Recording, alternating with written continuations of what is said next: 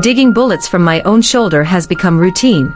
Funny how you adapt when nobody gives a damn if you live or die. The cold metal of my blade against my skin is a familiar, unwelcome friend.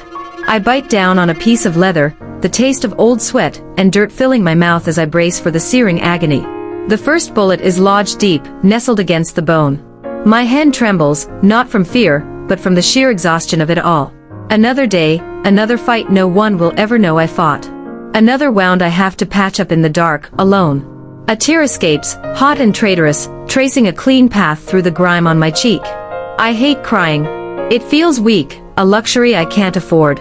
But sometimes, in the suffocating silence of this cellar, the loneliness is a physical weight, pressing down on my chest until I can't breathe. I yank the blade, and the silver slug pops out with a wet, sickening sound, landing on the dusty floor. 1 down. 2 to go. I am an orphan.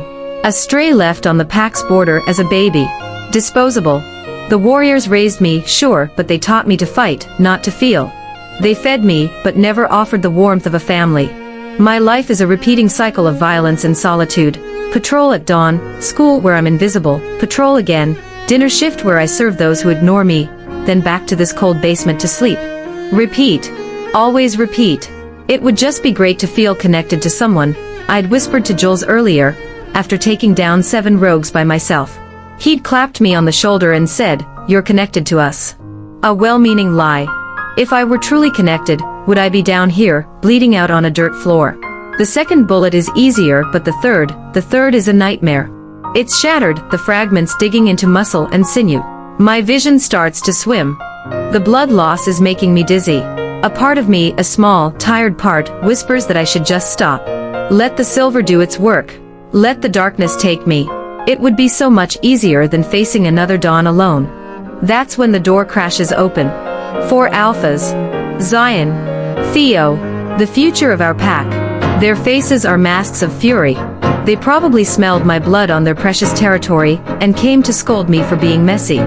Where were you? Zion demands, his voice a low growl. The hunters. He stops. His eyes, and the eyes of the others, fall to the scene before them. Me, half-naked, covered in blood and sweat. The crude, self-administered surgery. The glinting silver bullets on the floor next to a pool of my own blood. My torn shirt doesn't just show the fresh, gaping holes, it reveals the tapestry of old scars. The faded white lines, the puckered skin from countless bites, claw marks, and blade wounds. A lifetime of silent battles etched into my flesh. The anger in their eyes melts away, replaced by something I've never seen directed at me before. Shock. Confusion. And then, a gut-wrenching, horrified understanding. Theo drops to his knees, his breath catching in his throat. Holy shit, he whispers, his gaze fixed on a particularly nasty scar that runs from my collarbone to my hip. How long have you been fighting our battles alone? The question hangs in the air, heavy and damning. But just as I think they might finally see me, a new scent cuts through the stench of blood and antiseptic. Vanilla and blueberries. A scent so divine it makes my weary soul ache with a longing I didn't know existed. It's a fated pull, a destiny I never thought I'd have. And it's coming from them.